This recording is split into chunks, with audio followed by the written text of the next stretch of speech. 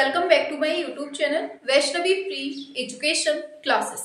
Friends, जैसा आप लोग देख रहे हैं कि लगातार हम पिछले 2 दिनों से अकबर काल के जितने भी ग्रंथ हैं उनको हम लोग कवर कर रहे हैं। ठीक है, वैसे ही आज हम लोग देखने वाले हैं अकबर काल के ही ग्रंथों को आगे।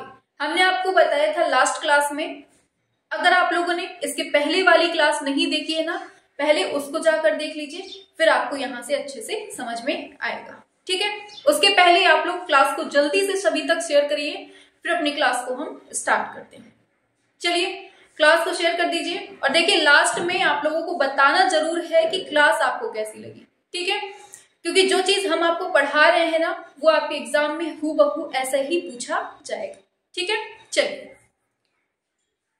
चलिए तो क्लास स्टार्ट करते हैं, फटाफट से देख लेते हैं। देखिए हमने लास्ट क्लास में आपको बताया था कि अकबर काल के जो चित्र हैं या कह दीजिए ग्रंथ हैं, उनको हमने 3 भागों में बांटा। पहला था अभारतीय ग्रंथ, दूसरा था भारतीय ग्रंथ, तीसरा था ऐतिहासिक ग्रंथ। ठीक है, अभारतीय ग्रंथ में क्या था कि जो भारत के बाहर से संबंधित थे चित्रण, उनको यहाँ पर किया गया था। फिर हमने दूसरे नंबर पे देखा भारतीय चित्रण, इसमें भारतीय ग्रंथों के जो चित्रण थे वो बताया गया था। तीसरा था आपका ऐतिहासिक चित्रण, ऐतिहासिक चित्रण में इतिहास से संबंधित जो ग्रंथ हैं उनको देखा था। ठीक है, तो हमने 3 जो कैटेगरी बांटी हुई थी, उनमें से 2 कैटेगरी स्टार्टिंग की, अब भारतीय कालीन जो चित्रण है ग्रंथों का चित्रण और भारतीय कालीन चित्रण जो है अकबर काल का, ये दोनों ही हमने आपके जो लास्ट क्लास में 2 हुई हैं उनमें पूरा कंप्लीट पढ़ा दिया है। ठीक है, ऐसे ही आज हमें तीसरा जो आपका कैटेगरी है ऐतिहासिक कथा पर जो चित्र बने हुए हैं उस पर आज हम लोग बात करने वाले हैं। ऐतिहासिक में कौन कौन से आते हैं पहले इसको देख लीजिए। अकबरनामा, शाहनामा, वाक़यात बाबरी, फिर आता है आपका तैमूरनामा, फिर आता है तैमूरनामा और फिर है तारीख अल्फी। ठीक है, तो ये 4-5 जो ग्रंथ आपने देखे, ये सभी किसके अंतर्गत हमें पढ़ना है? ये सब हमें ऐतिहासिक कथा पर चित्रण के अंतर्गत हमें पढ़ना है। ठीक है, पिछली जो 2 क्लासें हो गई हैं उनको अगर नहीं देखा है ना, तो पहले उनको जरूर देख लीजिएगा, वरना आपको समझ में नहीं आएगा कि ये कहाँ से उठा के रख दिया है। ठीक है, चलिए आ जाइए तो समझ लेते हैं। अकबरनामा से हमें स्टार्ट करना है। ठीक है, और आप लोग सभी जान रहे हैं कि अकबर के काल की ये पूरी कहानी चल रही है। ठीक है, चलिए समझते हैं अकबरनामा के बारे में। तो अकबरनामा में पूछा जाता है किसकी आत्मकथा बताई गई है? तो ये बाबर की आत्मकथा है। बाबर की नहीं, अकबर की आत्मकथा है अकबरनामा।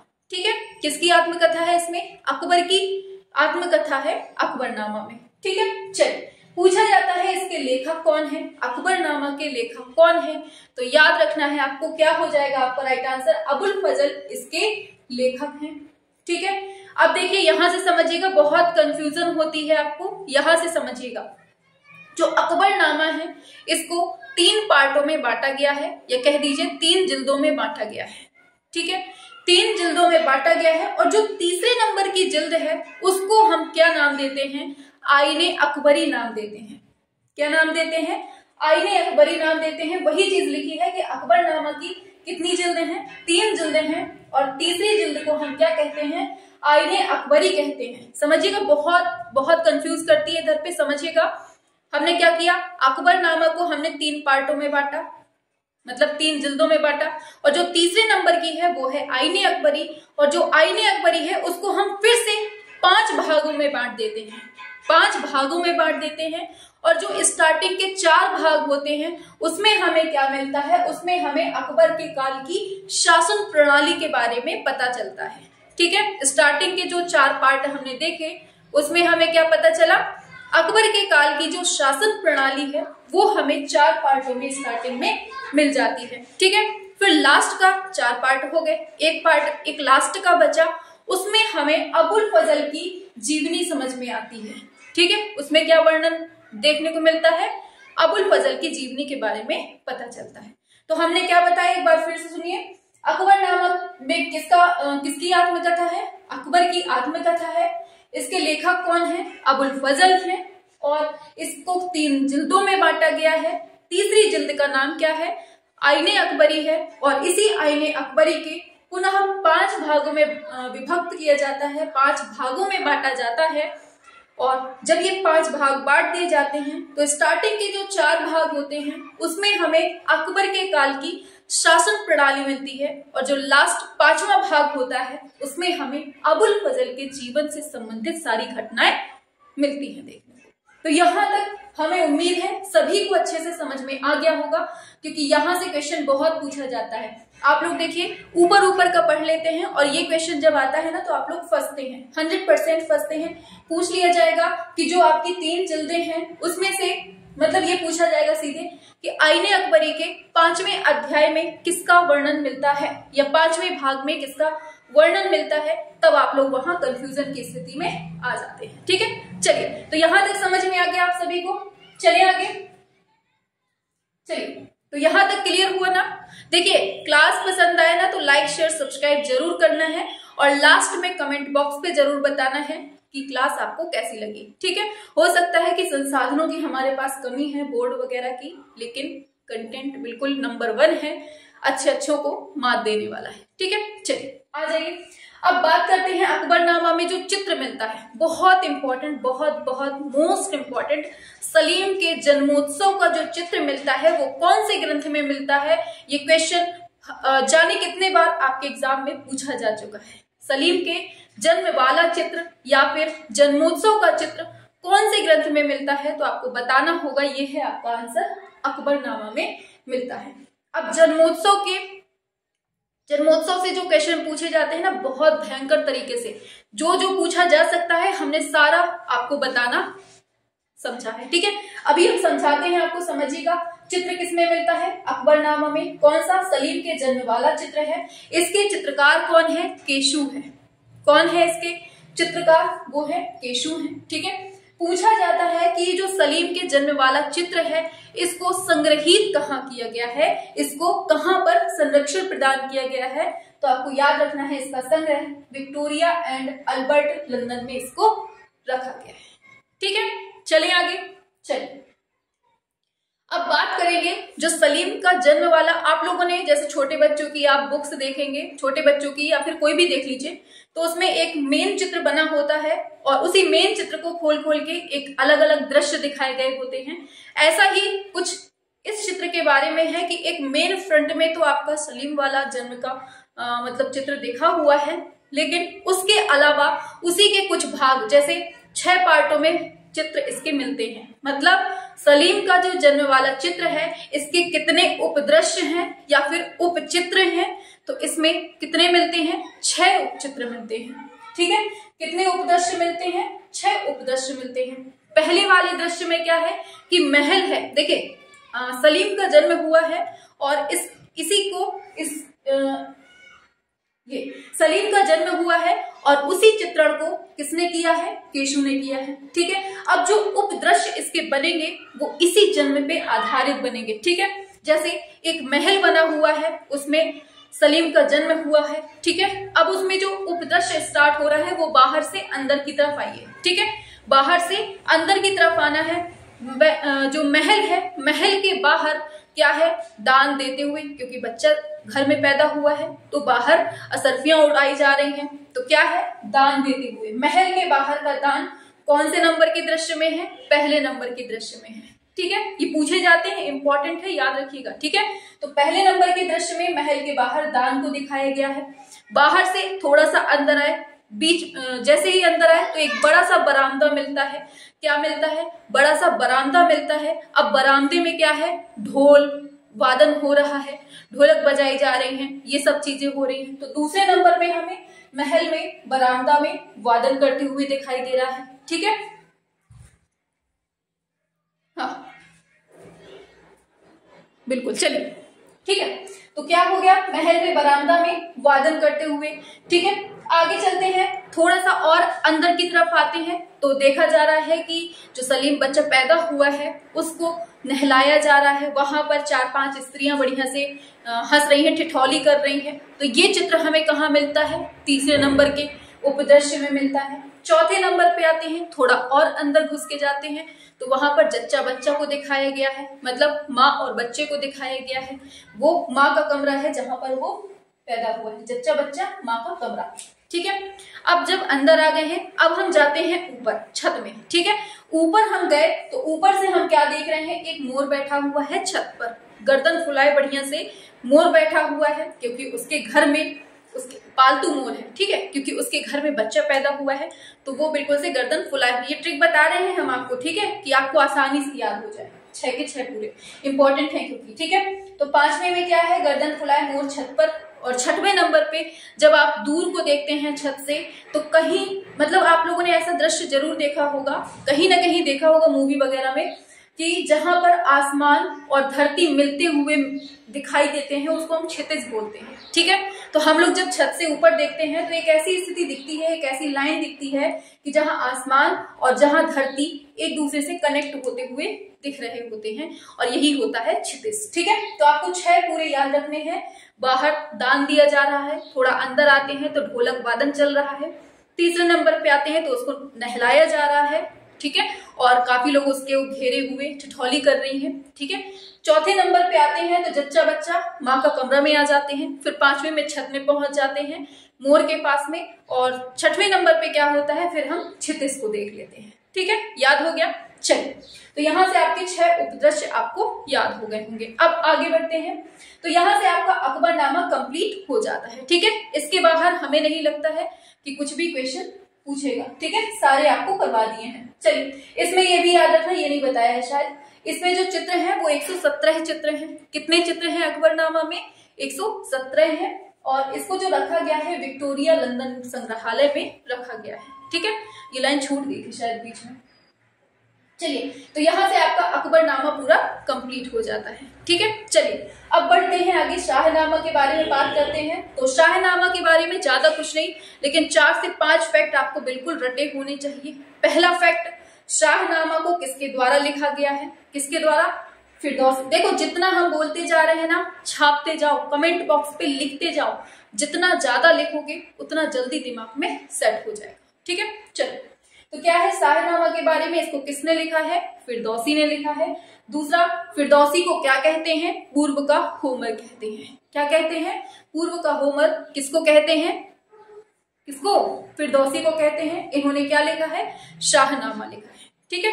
चलिए, पूछा जाता है शाहनामा में जो है किसका चित्रण मिलता है, मतलब किसके बारे में बताया गया है? तो यहाँ हमें ईरान के राजाओं का इतिहास मिलता है। शाहनामा में क्या मिलता है?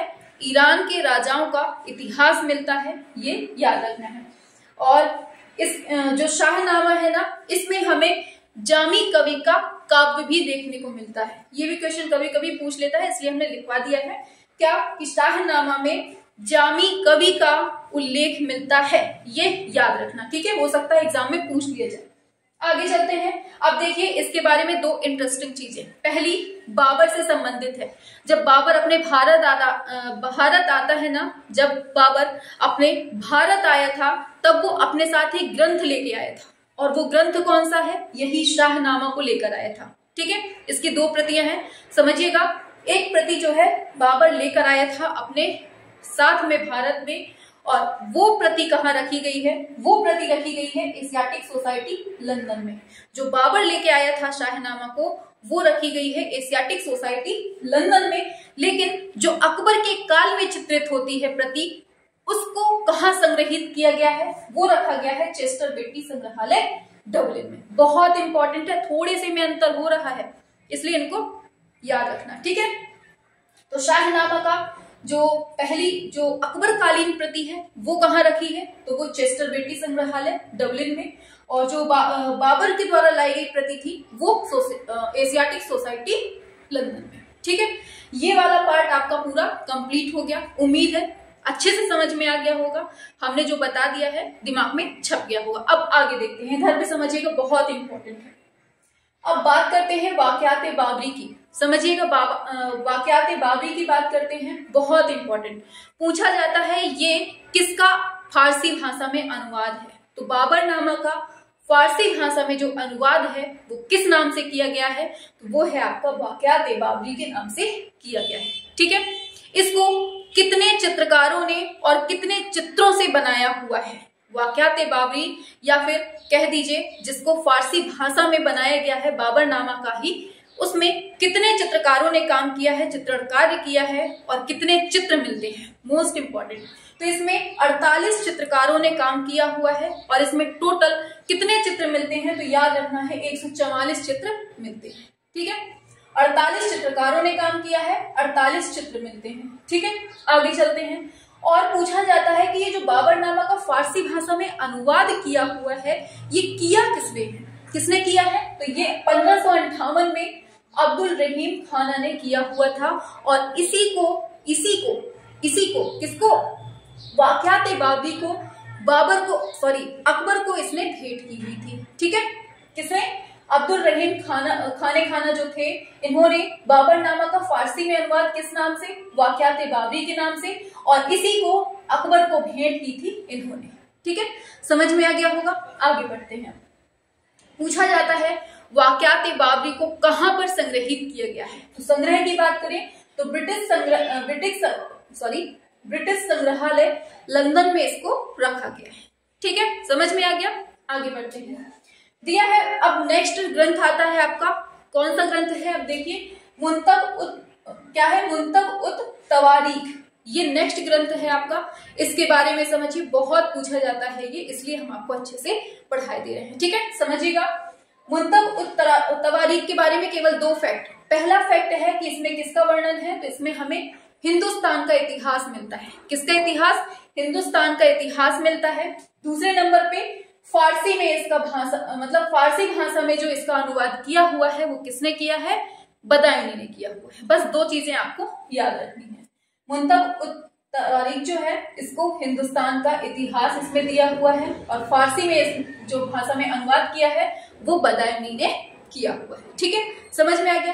अब आगे बढ़ते हैं, तैमूरनामा की बात करते हैं। ठीक है, चलिए तैमूरनामा की बात करते हैं।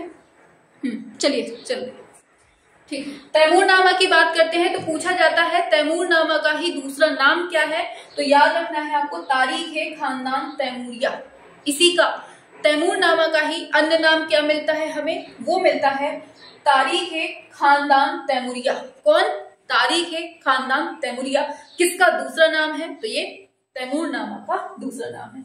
इसमें हमें कहाँ का इतिहास मिलता है, तो ये हमें तैमूर वंश के शासकों के बारे में बताता है ये ग्रंथ। ठीक है, आगे खुदाबख्श ओरिएंटल लाइब्रेरी पटना में इसको रखा गया है, किसको, तैमूरनामा को। आगे बात करें, इसको किसने चित्रण का, मतलब इसमें जो चित्रण का काम किया है वो किसने किया है, तो दसवंत महोदय ने कहां पर काम किया है, तैमूरनामा में। ठीक है, तैमूरनामा में कौन सा किसने चित्रण किया है, तो दसवंत ने किया है। आगे पूछा जाता है कि तैमूर से लेकर जो अकबर काल तक का जो चित्रण मिलता है हमें, वो किसमें मिलता है, तैमूरनामा में। और इसका मतलब कि तैमूर से अकबर तक का जो ये टाइम मिलता है, इसमें हमें टोटल 132 चित्र मिलते हैं। कितने, तैमूर से लेकर अकबर काल तक के कितने चित्रण मिलते हैं, हमें चित्र मिलते हैं 132 चित्र मिलते हैं। और ये कौन से ग्रंथ में मिलते हैं, आपके सामने लिखा हुआ है, तैमूरनामा में। ठीक है, बहुत इंपॉर्टेंट चीजें हैं, आज की क्लास में बहुत ज्यादा इंपॉर्टेंट है। यहां से क्वेश्चन 100% आपके एग्जाम में पूछा ही जाता है, इसलिए क्लास को सभी तक शेयर जरूर करना है और लास्ट में कमेंट बॉक्स पे बताना जरूर है। ठीक है, अभी एंड नहीं हुई है, अभी और है। चलो आगे नेक्स्ट आता है तारीख-ए-अल्फी। क्या है, तारीख अभी रिपीट भी कर देंगे, ठीक है, परेशान नहीं। तारीख-ए-अल्फी की बात करें तो इसको दुनिया का इतिहास कहते हैं। क्या कहते हैं, तारीख-ए-अल्फी को हम दुनिया का इतिहास कहते हैं, क्योंकि इसमें दुनिया का पूरा इतिहास देखने को मिलता है। इसके बाद बात करें कि मतलब इसको लिखा किसने है, तो इसको जो लिखा है वो मुल्ला शाह मोहम्मद और जफर बेग ने इसको लिखा हुआ है। किसने, तारीख-ए-अल्फी को मुल्ला शाह मोहम्मद और जफर बेग, इन दोनों ने ही लिखा हुआ है तारीख-ए-अल्फी, और इसमें दुनिया का इतिहास मिलता है। तो यहां से आपका जो अकबर काल का ग्रंथ था, जो 3 कैटेगरी में बटा हुआ था, हमने पूरा टोटल अच्छे से पढ़ लिया है। ठीक है, अब एक काम करते हैं, जितना ये पढ़ा हुआ है इसका एक बार सुपर फास्ट वे में रिवीजन कर लेते हैं। रेडी है सभी लोग, स्टार्ट किया जाए, बताइए जल्दी से। और देखिए क्लास पसंद आए तो लाइक जरूर करना है और सभी को बताना जरूर है कि क्लास बहुत इंपॉर्टेंट है। ठीक है, चलो आ जाओ फटाफट से रिपीट करते हैं। तो अकबर काल के चित्रित ग्रंथों में ऐतिहासिक कथा पर जो चित्रण मिलता है उसमें हमें 4-5 ग्रंथ मिलते हैं। कौन कौन से? अकबरनामा, शाहनामा, वाक़यात बाबरी और मुंतब उत तवारीख, तैमूरनामा और तवारीख ए अल्फी। तो ये हमें ग्रंथ कौन से किसमें मिलते हैं? हमें तो ये ऐतिहासिक कथा पर चित्रण में मिलते हैं। अब हम बात करें अकबरनामा की, तो अकबर की आत्मकथा है। इसमें लेखक है अबुल फजल, 3 जिल्दों में बटी हुई है और 3 में से जो लास्ट की तीसरी जिल्द है उसको हम किस नाम से जानते हैं? आईने अकबरी के नाम से जानते हैं। और पुनः आईने अकबरी को हम 5 भागों में बांट देते हैं और वो 5 भाग जो हैं उनमें से 4 भाग स्टार्टिंग के जिसमें हमें अकबर के शासन प्रणाली के बारे में पता चलता है और लास्ट की जो 5वें नंबर की है उसमें हमें अबुल फजल के जीवन के बारे में पता चलता है। क्लियर हुआ? आगे चलते हैं। इसमें टोटल 117 चित्र हैं जो कि विक्टोरिया संग्रहालय लंदन में अकबरनामा को रखा गया है। ठीक है, आगे इसमें एक चित्र मिलता है अकबरनामा में ही, सलीम के जन्म वाला चित्र है। इसके चित्रकार केशु हैं। विक्टोरिया एंड अल्बर्ट लंदन में इसको रखा गया है।